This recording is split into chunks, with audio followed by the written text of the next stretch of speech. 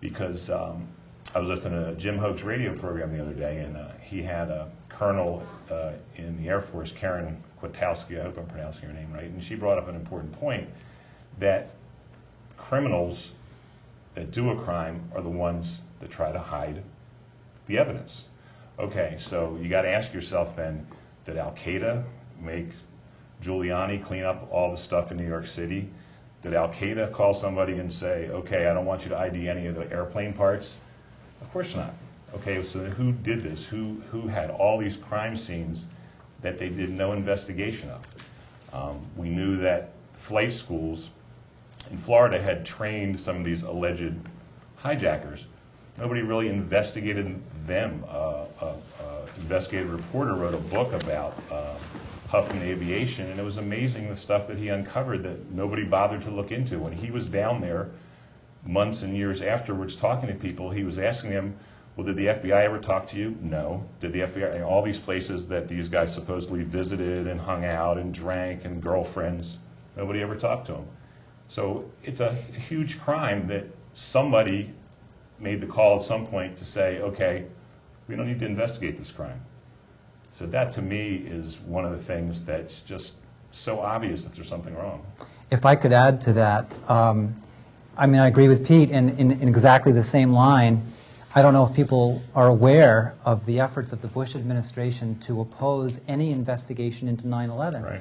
There was no investigation begun into 9/11 until 441 days after 9/11, and that was only as the result of an extremely persistent campaign by a group of, actually a group of widows of victims of 9/11 who worked tirelessly to convince our government that something had to happen. But in fact, it was actually reported by Newsweek, for example, that Cheney actually called Senator Daschle and said, do not open hearings into the attacks. The Bush administration stonewalled. They refused initially to let Condoleezza Rice testify. Reluctantly, they did agree.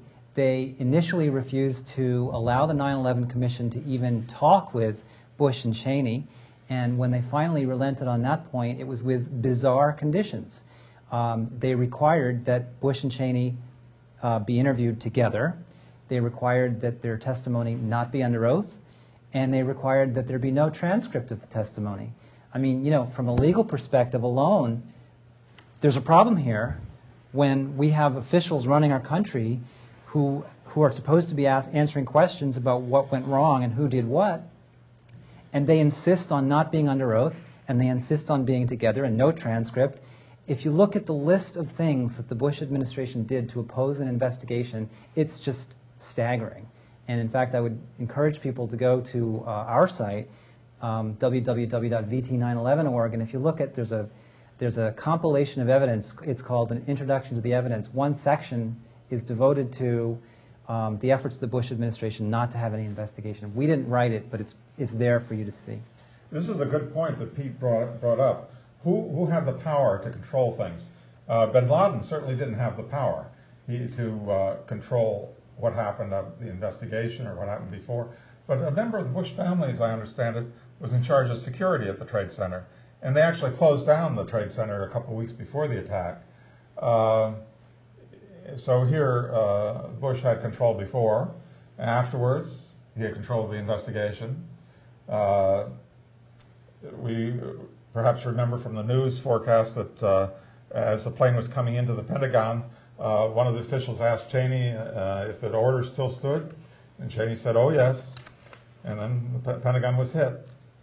The control was here in Washington. Certainly Bin Laden didn't have control of anything. But Charles, you're a sociologist. From a sociological point of view, sociological analysis of this would be, I think, very interesting. Sociology deals with how people interact and how these things get developed. And if we look back at history, right after Hitler became chancellor in Germany, the Reichstag got burned down. That's the German parliament. And they blamed it on the communists. And this was the basis for Hitler taking dictatorial power and He had his own version of the Patriot Act.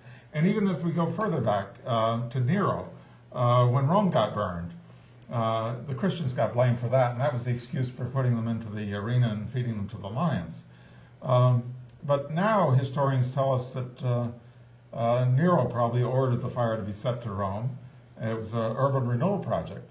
And historians tell us that it's most likely that the Nazi Party started the fire at the Reichstag.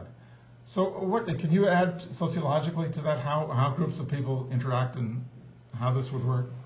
Well, I think to some degree what we're dealing with is, particularly with the 9/11 Commission report and the NIST report as well, is a narrative. That is to say, an explanation that seems to be plausible, seems to make sense, but at the same time affirms the existing relationships of power in the society. And controlling the information about 9/11 has been a way to sustain that official narrative.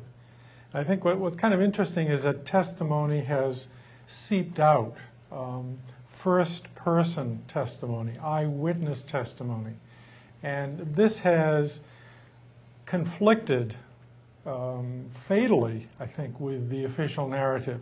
So, for example, in the year after the 9/11 events, 508 recordings of, 508 accounts of that day were recorded for posterity, for history.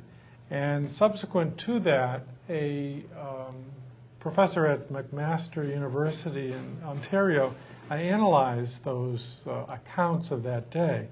And what he found was that something like 118 people spoke of explosions. And what the way they coded that, which was quite interesting, they said, okay, what is an explosion? Well, it's when somebody specifically uses the term bomb or explosive device or whatnot, as opposed to shaking or rattling or whatever. So they eliminated all of the words that could conceivably simply reflect vibrations in the building, and targeted only people who specifically thought at the time that a bomb had gone off.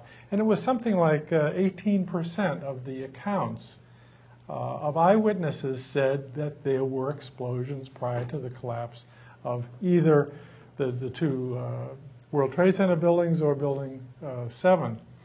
So what you got was a huge amount of information, people saying, I was there. I'm not going to qualify this as, in terms of narrative. I'm just simply saying what I saw. And these people said, or what I heard. And what these people said they saw or heard were explosions. This information was available to NIST, it was available to the 9/11 Commission, and was simply dropped out of their analysis.